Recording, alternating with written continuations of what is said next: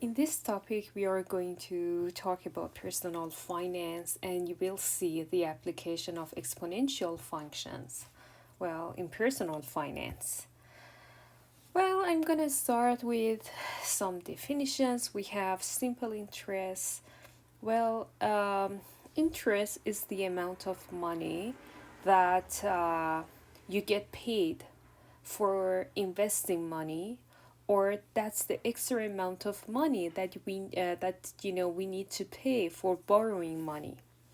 So principal is the amount of money that we invest or we borrow. Okay, for example, if you want to invest $5,000 in your saving account, so that's your principal, $5,000. Or if I get a loan, to buy a car, and I get a loan of $2,000, that $2,000, that's my principal. Okay, that's the principal. So as we said, interest is the amount of uh, money. That's the extra amount of money that you need to pay to the bank if you borrow money from your bank, or if you invest your money, that's the extra amount of money that you get, right? So the amount of interest depends on your principal, how much money you want to invest or how much money you want to borrow, right? And depends on the interest rate too, the interest rate that your bank offers, right? So this interest rate is given, as a percent, and so it can be different from bank to bank, and the amount of interest also, depends on the length of time for which the money is deposited, right? So we have simple interest. Simple interest is calculated only on your principal. Okay, so we have different kinds of interest. So first we start with simple interest. So simple interest involves only your principal. Okay, so it has nothing to do with the amount of interest that will be accumulated. Okay, only on your principal. So simple interest, the equation is given by here. So interest, we show I, right? So we represent interest by I. P, principal, times rate, the rate that bank offers, times time. So I is P, principal, times rate times time. Okay, so here's the equation for the simple interest. Simple interest. Okay, now you deposit $2,000 in a saving account that has a rate of 6%. Find the interest at the end of the first year. When you're solving a problem, it's very important to write down what's given to you and what you want to find. Okay, so I'm gonna write down $2,000, so that's your principal, right? That's the amount of money that you want to actually invest. Has the rate of 6%. So R is 6% always, always. When you want to actually, solve a problem related to personal finance, interest rate has to be in the form of decimal. Okay, so we change percentage to a decimal. So 6% is 0.06. If you don't know how to do that, any percentage that is given to you, you just divide it by 100. Okay, 6 percent, 6 over 100 is 0.06. Okay, so we have the interest rate, and it says find the interest at the end of the first year. So time is given to you, so time is 1 year. Guys, one thing very, very important is that the interest is annual interest. Okay, the interest that is given to you, okay, is the annual interest. So we need to make sure that time, period of time, it's in years. Okay, so because R is annual interest, time must be in years. If, for example, like tell you 12 months, you need to change that to year. Okay, so here it says 1 year, so the unit is year. We're good. Okay, so we know that interest, okay, sorry. Okay, we know that interest, simple interest is principal times r times t.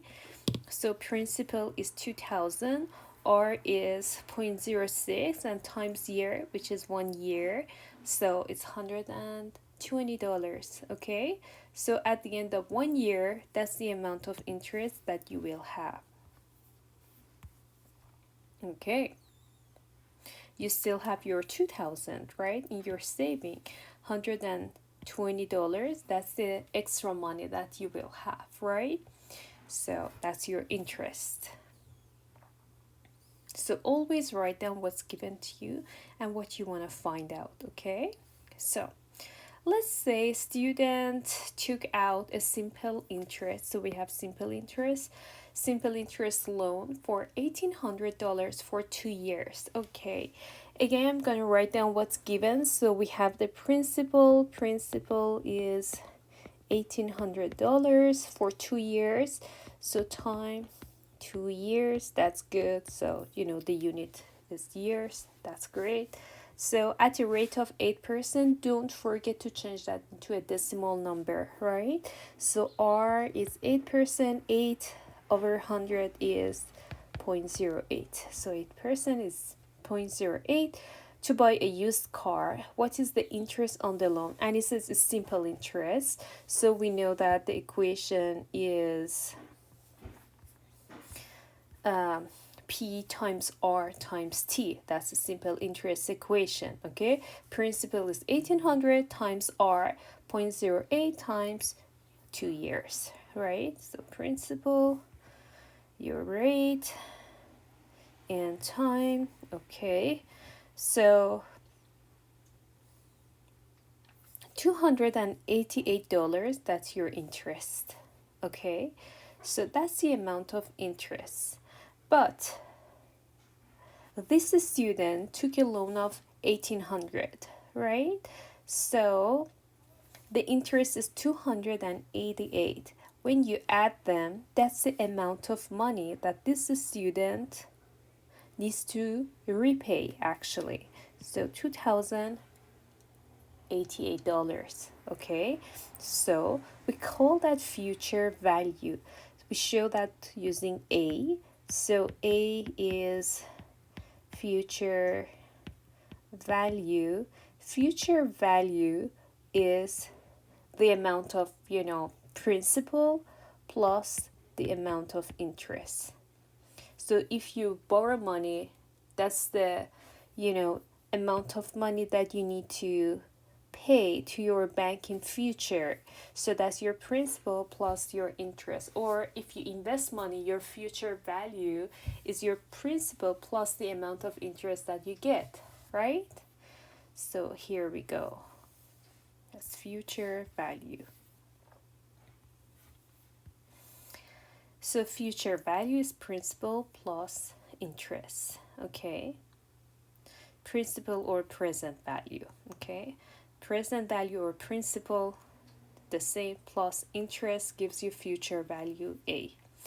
Well, I don't want you to drive any equation, but it's really important, to know where an equation is coming from. So I want to show you how we have, an equation for the future value when we have simple interest, okay?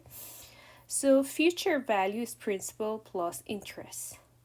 Well, we know that when we have simple interest, the amount of interest is principal or present value times rate times time, right? Now we have principal or present value, that's the common term. I can isolate it.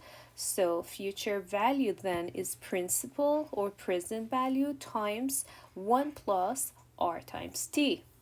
So here's the equation for the future value when we have simple interest. Okay. A loan of 1060 has been made at 6.5% for 3 months. find the loan's future value. Okay, as I said, it's really important to write down what's given to you and what you want to find. Okay, so I'm going to write down a loan of 1060. So that's your present value or principal. So 1060. So has been made at 6.5%. That's your R, right? Interest rate. Interest rate. So I need to change that into a decimal. Okay? So R is equal to 6.5. When you change that into a decimal is 0.065. Okay? If you are not sure, that's really easy. Just 6.5 divided by 100, you get 0.065. Okay, so whatever percentage is given to you, if you want to change that into a decimal, you just divide it by 100. Okay, 6.5 over 100. Okay, just calculate it so you get 0.065. Okay, for 3 months, that's your time, guys. Because R is the annual rate, okay, time must be in years. But here it's given in months. What should I do? I need to convert that. Okay, so time is 3 months. What should I do? 3 months. We have 12 months in 1 year, right? So if I divide it by 12, what do I get? 3 divided by 12, use your calculator. So it is 0.25 years. That makes sense. That's a quarter of a year, okay? Find the loan's future value. You want to find out what A is. So here is your present value or principal. Here is your rate and time. We change that into years, right? From months to years. Time must be in years because your rate is an annual rate, okay? We need to, as I say, express the time in years, okay? So we divided 3 by 12, so time is 0.25 years. Here's the equation for the future value for the simple interest, okay? So I just plug in the values. So P is 1060 times 1 plus R is 0.065 times time, which is 0.25. Guys, don't forget, you have to calculate R times T first. So first of all, you need to calculate this one, okay? So 0.065, use your calculator, times 0.25. Okay, first of all, you calculate that. Whatever you get, you add it to 1. Okay, you add it to 1, and then you multiply the results by your principal. So 1060 times the result. Okay, so you get something around $1,077.2. Okay, so here's the future value.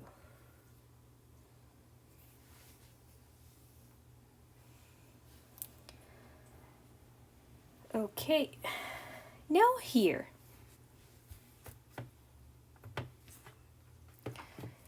it says that you borrow $2,500 from a friend and you promise to pay back $2,655 in 6 months.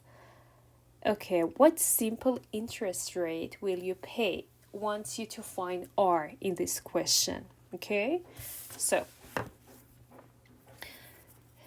the present value or principal is 2,500.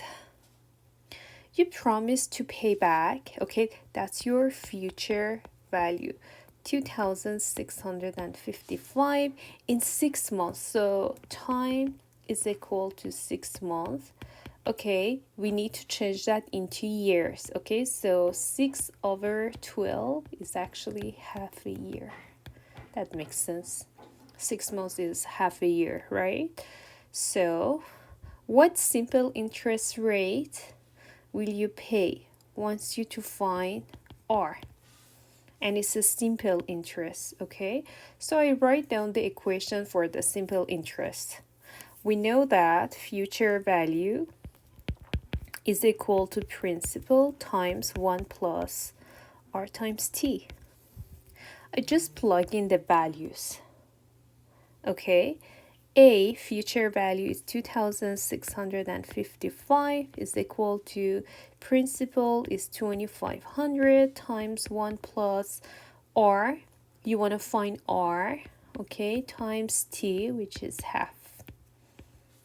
Okay, guys, one thing is that when you have an unknown, just like R here, okay, when you want to find it, you need to isolate it by itself on one side of the equation, okay?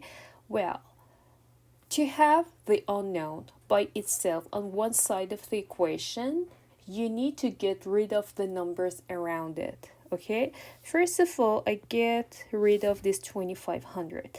What I do, I divide both sides of this equation by 2,500, okay? Because, you know, equation is like a balance. Whatever you do to the left side, you need to do to the right side, okay? So on the left side, I have 2,655. On the right side, I have 2,500 times 1 plus R times half, right? So I divide both sides of the equation by 2,500. Okay, on the right side, 2,500, 2,500, they cancel each other. That's exactly what I want. On the left side, 2,655. Okay, divided by 2,500, divided by 2,500. So, well, this is what I get. On the left side, I have 1.062. On the right side, then I have 1 plus R times half. Again, I need to have R by itself on one side, so I need to get rid of this 1. So I add negative 1 to both sides of the equation, okay? So on the left side, then I have 1.062 minus 1, and on the right side I add negative 1, okay? Negative 1 and 1 becomes 0. It's like 1 minus 1, right? So I have 1 plus R times half, a negative 1. As you see, this negative 1, positive 1, 1 minus 1 is 0. So on the left side, 1.062 minus 1 is 0.062, and on the right side I'm left by R times half. Great. Now I want to find R. I need to get rid of half, so I divide both sides of this equation by half. Great. On the right side, half and half cancel each other. On the left side, let's see, 0.062 divided by half. Okay, so I get 0.124 is equal to R. Okay, here is decimal. I want to report it in percentage, okay? Guys, when you have percentage, you want to, change it to a decimal, okay? You divide it by 100. Whenever you have a decimal and you want to change it to a percentage, okay, you multiply that by 100. So R is equal to 12.4%. Here's the answer. Okay, this is how I solve it, but you can follow any methodology, okay, to get your answer. If you have 12.4%, that's fine, okay? So I wrote down the equation for the simple interest, okay? I changed the time into years, and here, as you see, I followed another strategy to find R, and I got the same answer, around 12.4%, okay? So don't forget to work on on the questions in your textbook. Here is some questions if you want to work, if you want to practice. So far we talk about simple interest. Well, now I'm gonna talk about compound interest, but I'm gonna give you a break, okay? So I'll be back.